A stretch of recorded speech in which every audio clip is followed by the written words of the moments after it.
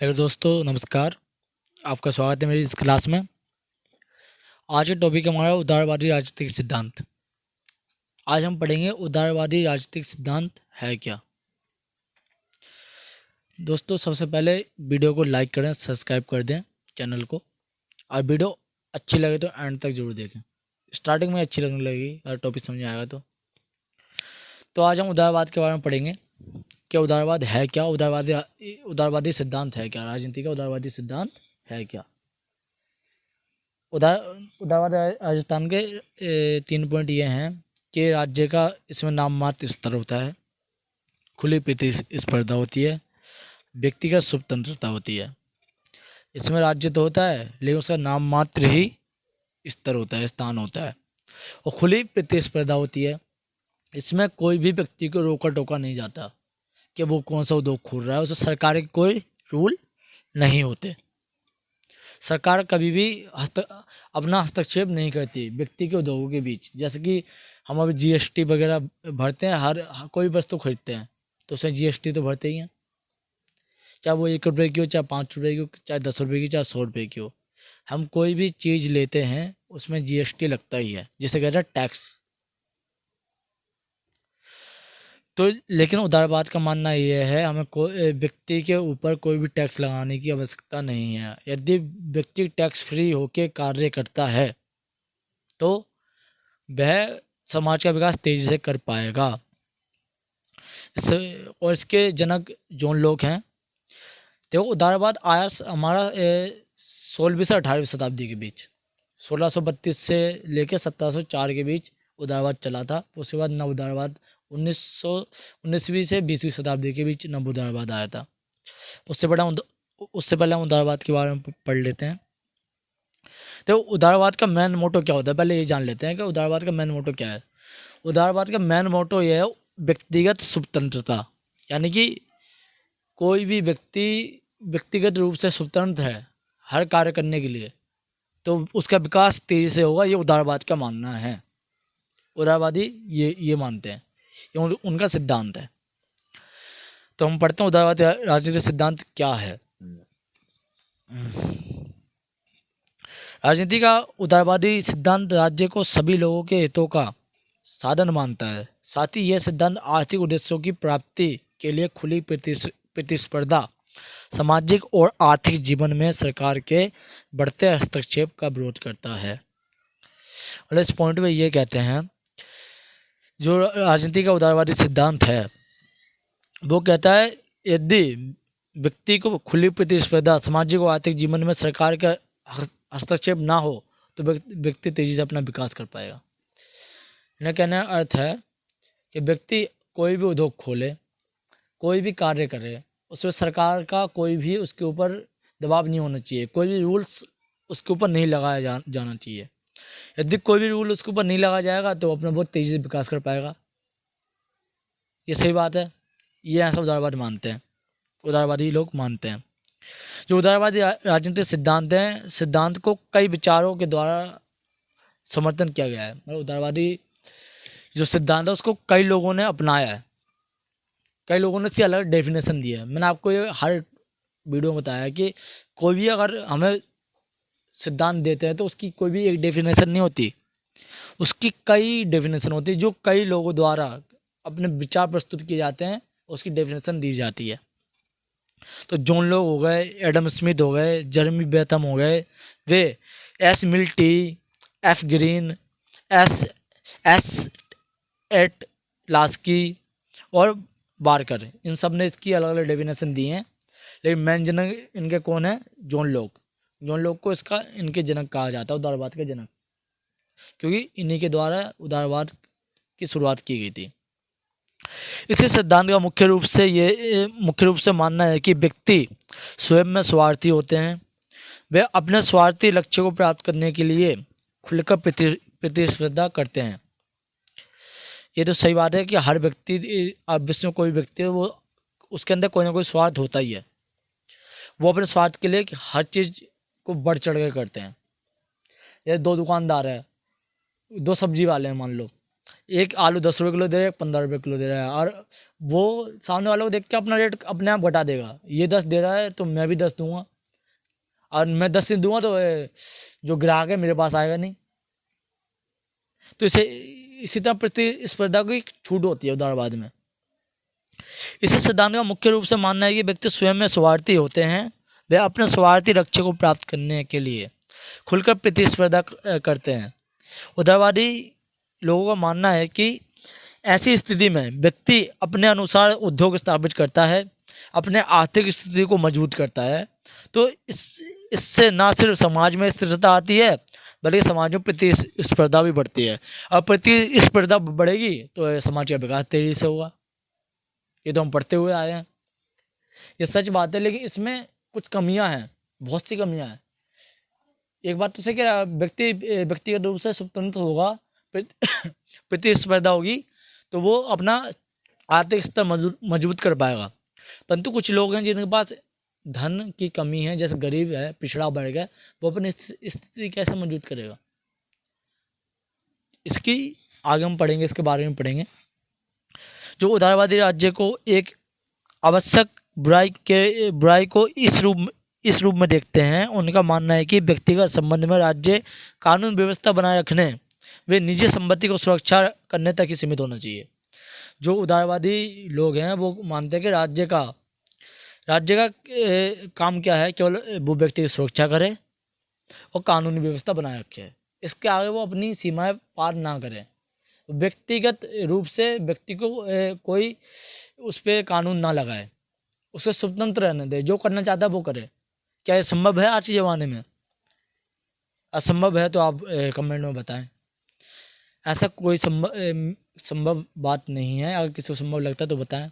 आज के ज़माने में बिल्कुल नहीं है। अगर व्यक्ति को व्यक्तिगत स्वतंत्रता दे दी जाए और वो कुछ भी करे तो गरीब तो बेचारा मर ही जाएगा। वैसे भी गरीब मर ही रहा है, बच्चा कुच्चा भी मर ही जाएगा। जबकि अन्य सामाजिक राजनीतिक व आर्थिक कार्यों में राज्य का हस्तक्षेप नहीं होना चाहिए। ये मैं आपको बता चुका हूँ कि राज्य का सुरक्षा और कानूनी व्यवस्था तक ही काम होना चाहिए, उससे आगे नहीं जाना चाहिए। एक तरह से ये राज्य का विरोध भी करते हैं कि राज्य ना ही हो। ये इसकी उदारवादी सिद्धांत की ये विचार है कि राज्य का रोल, सरकार का रोल बहुत कम होना चाहिए व्यक्तिगत रूप से। बाकी कानूनी सुरक्षा तक ही रहना चाहिए, कानून व्यवस्था तक ही रहना चाहिए, उससे बाहर नहीं जाना चाहिए कानून को, सरकार को। अब हम पढ़ेंगे नव उदारवाद। नव उदारवाद को आना क्यों पड़ा? पहले तो हम ये सोचेंगे कोई ना कोई तो कमी होगी जिसके कारण नव उदारवाद आया।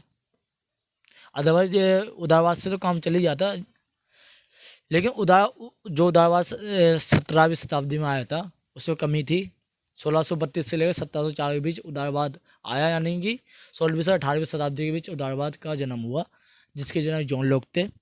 लेकिन उसके बाद 19वीं से 20वीं शताब्दी के बीच नव उदारवाद आया।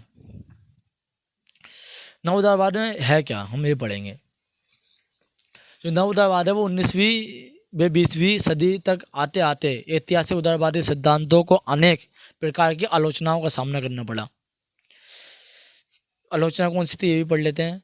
क्योंकि ऐतिहासिक उदारवाद से यूरोपीय समाज में आर्थिक विनिमय का स्तर न सिर्फ तेजी से बढ़ा, बल्कि समाज में अमीर लोग अमीर हो गए और गरीब होने लगे।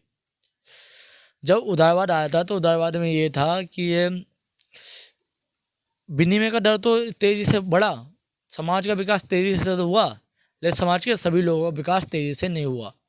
अमीर और अमीर होते गए, गरीब होते गए। इसकी यह आलोचना है। उदारवाद में सबसे बड़ी कमी यही है कि सभी लोगों को ध्यान में नहीं रखा जाता, जबकि इसमें यह बोला जाता है कि उदारवाद में सभी लोगों को बराबर माना जाता है, एक समान माना जाता है। एक समान तो माना जाता है, लेकिन कहाँ तक? एक सीमित स्थिति तक। अब प्रतिस्पर्धा होगी तो गरीब आदमी कहाँ से भाग लेगा? सबसे बड़ी बात है, गरीब आदमी कभी भी प्रतिस्पर्धा में भाग नहीं ले पाता। अमीर आदमी जिसके पास पैसा है वो ही प्रतिस्पर्धा में भाग ले सकता है, बड़े बड़े उद्योग खोलता है, उसका विकास करता है, जिससे कि अमीर और अमीर हो जाता है, गरीब और अमीर हो जाता है। और यही हुआ था। जो हमारी 17वीं और 18वीं शताब्दी में 16वीं से 18वीं शताब्दी के बीच उदारवाद आया था। बढ़ती आलोचनाओं के कारण उदारवाद का एक सुधरा हुआ रूप उभर कर सामने आया, जिसे नव उदारवाद कहा गया। जब इसकी आलोचनाएं बढ़ी, जिसके कारण उदारवाद का एक सुधरा हुआ रूप उभर कर सामने आया, जिसे नव उदारवाद कहा गया। जब इस पर सुधार किए गए तब नव उदारवाद का उदय हुआ, जिसे नव उदारवाद कहा जाता है। अब नव उदारवाद के अंतर्गत व्यक्ति स्वतंत्रता, प्रतिस्पर्धा में व्यक्तिगत मामले में हस्तक्षेप को न्यूनतम रखने की बात का समर्थन किया गया है। जो नव उदारवाद है उसमें यह कहा गया है कि व्यक्तिगत मामले में हस्तक्षेप को न्यूनतम रखने की बात का समर्थन हो। अब उसमें तो बिल्कुल ही समर्थन नहीं था राज्य को, इसमें इतना समर्थन है कि राज्य है न्यूनतम रूप से व्यक्तिगत मामलों में अपना हस्तक्षेप कर सकता है, ये बस एक यही सुधार हुआ था नव उदारवाद में, और कोई सुधार नहीं हुआ। और लेकिन इस बात पर भी ध्यान केंद्रित किया गया कि राज्य कमजोर वर्ग के हितों का संरक्षण करेगा। और उसमें एक दूसरी बात ये भी ध्यान दिया गया, जो हमारे समाज का कमजोर वर्ग है उसका उसका संरक्षण किया जाए। नव उदारवाद के सिद्धांत का कई विचारकों द्वारा समर्थन किया गया। जो नव उदारवाद है उसके जनक किसको कहा जाता है? जे.एस. मिल, बेंथम आदि। जे.एस. मिल द्वारा इसका समर्थन किया गया और बेंथम द्वारा इसका समर्थन किया गया। अब हम पढ़ेंगे उदारवाद की सीमाएं क्या हैं। उदारवाद मुख्य रूप से व्यक्तिगत स्वतंत्रता व सरकार को न्यूनतम भूमिका का समर्थन करता है। ये पॉइंट सबको क्लियर है। उदारवाद मुख्य रूप से क्या करता है? व्यक्तिगत स्वतंत्रता को बनाए रखता है और राज्य का न्यूनतम रूप से सरकार का न्यूनतम रूप से व्यक्ति का समर्थन होता है। मतलब बहुत कम भूमिका होती है व्यक्तिगत रूप से सरकार की, राज्य की। उनका मानना होता है राज्य कोई अपना कानून बनाए ही ना व्यक्ति के ऊपर, व्यक्ति बिना रूल के ही रहे।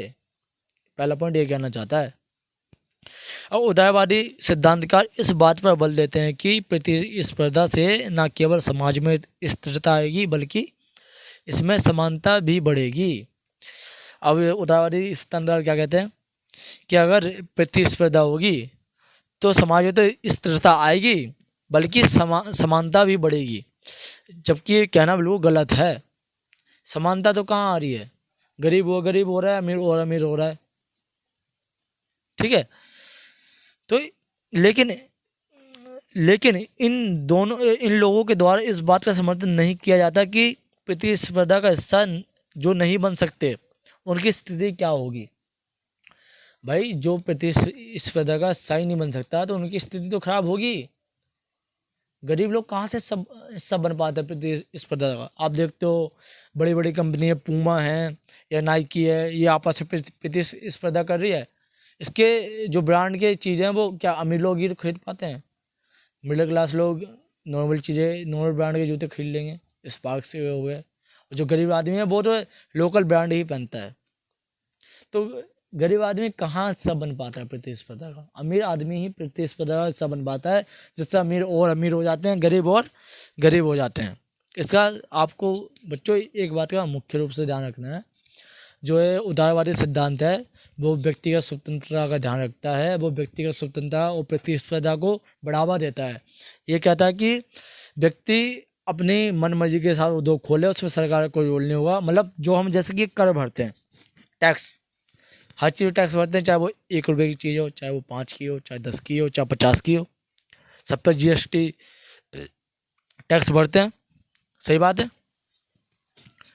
तो इनका कहने का मतलब होता है हमें ये नहीं भरना चाहिए, और ये नहीं भरेंगे तो कानून का विकास कैसे होगा।